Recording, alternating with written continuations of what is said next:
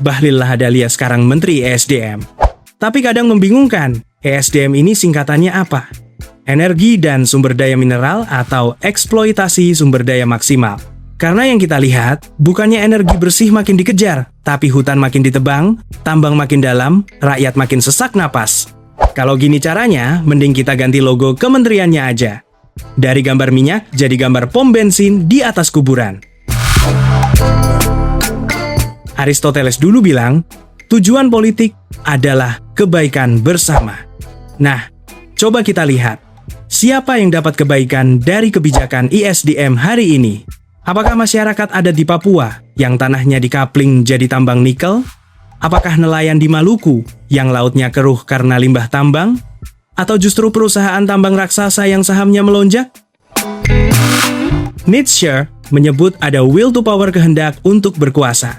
Di Indonesia, will to power itu jadi will to tambang. Semakin besar lubang tambangnya, semakin besar kuasanya.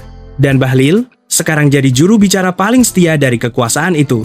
Rousseau pernah bilang, manusia lahir bebas, tapi di mana-mana ia terbelenggu. Hari ini, orang Papua lahir bebas dengan tanah leluhur, tapi tiba-tiba tanah itu dicaplok demi hilirisasi nikel. Orang Kalimantan lahir bebas dengan hutan, tapi hutan itu ditukar jadi lumbung energi.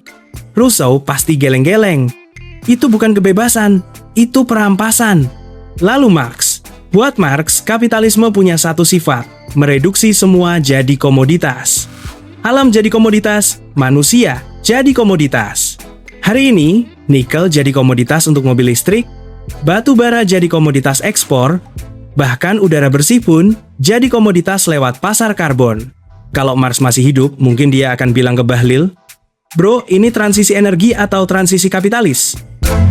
Heidegger juga pernah mengingatkan, bahaya terbesar manusia modern adalah ketika kita melihat alam cuma sebagai standing reserve, cadangan teknis. Dan benar, di kebijakan ESDM sekarang, hutan bukan lagi hutan, tapi lahan potensial tambang. Sungai bukan lagi sungai, tapi jalur logistik. Laut bukan lagi laut, tapi ruang eksplorasi migas. Kita kehilangan relasi eksistensial dengan alam, diganti relasi bisnis dengan alam. Ironisnya, semua ini dibungkus jargon transisi energi. Pemerintah bilang, kita menuju energi hijau. Tapi di lapangan, justru investasi batubara terus dilindungi. Dan tambang nikel dihajar habis-habisan. Ini seperti orang bilang saya sedang diet, tapi tiap malam makan gorengan 5 piring. Jadi, mari kita refleksi.